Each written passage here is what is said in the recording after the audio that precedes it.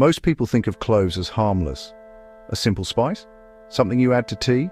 Or chew after a meal? But here's what many people don't realize.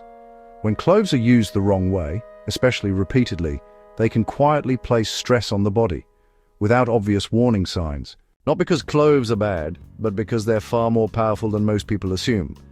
And if you use cloves almost every day, or someone close to you does, this is something you'll want to understand. Cloves are often used to improve sleep, freshen breath, calm digestion, or ease joint discomfort. They've been trusted for centuries, and for good reason. But the real question isn't whether cloves are beneficial. It's whether we're using them correctly. Because when powerful ingredients are treated casually, the line between help and harm can quietly blur, especially as we get older. Cloves are dried flower buds with an intense aroma and taste. What gives them their effects is a compound called eugenol. Eugenol helps reduce pain, calm inflammation, support digestion, and improve circulation. That's the benefit. But here's the part many people miss. Eugenol isn't passive, it's active, and your body has to process it carefully. That's why how you use cloves matters just as much as why you use them. The most common mistakes people make. Mistake number 1, misreading the numbing sensation. Some people worry that the tingling or numb feeling from chewing cloves means an allergy. In most cases, it doesn't. That sensation is simply eugenol's local effect, and it's temporary. A true allergy is rare and looks very different. Swelling, rashes, or breathing difficulty. If that happens, cloves should be avoided entirely. Mistake number 2, improper storage. Cloves are sensitive to light, heat, and moisture. When stored poorly, they slowly lose their active oils. They may still smell fine, but their effectiveness drops. Whole cloves stored in an airtight container, in a cool, dark place, last far longer than ground cloves. This is a small detail, but it makes a big difference. Mistake number 3, overuse. This is where problems start.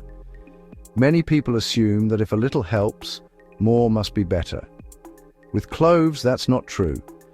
Regular high doses, especially when taken daily, can place unnecessary strain on the body, particularly the liver, which has to process eugenol. This risk increases with age, existing health conditions, or when cloves are combined with other strong compounds. Moderation isn't weakness here, it's protection. Mistake number 4, treating clove oil like regular cloves, most dangerous. Clove essential oil is extremely concentrated. It is not the same as chewing a clove or making tea. Using it undiluted or ingesting it can cause irritation and real harm. Clove oil should only be used topically after dilution or for aromatherapy, never taken internally. How to use cloves safely. Used correctly, cloves can still be a supportive daily habit. Chew 1 or 2 cloves briefly after meals, then discard them. Make a light clove tea using a small number of cloves and hot, not boiling water.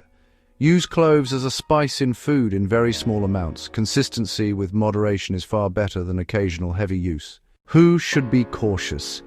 Cloves should be limited or avoided without guidance. If you take blood-thinning medication, have liver conditions, are pregnant, when in doubt, always check with a professional. Cloves are not dangerous, and they're not a miracle cure either.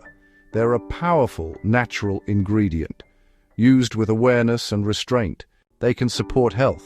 Used randomly or excessively, they can quietly become a burden instead of a benefit. If you use cloves regularly, tell me in the comments. Do you use them in tea, after meals, or at a certain time of day? And if this helped you see cloves differently, support the channel by liking the video, subscribing, and turning on notifications for more grounded, practical health insights. Thanks for watching, and I wish you lasting health and balance.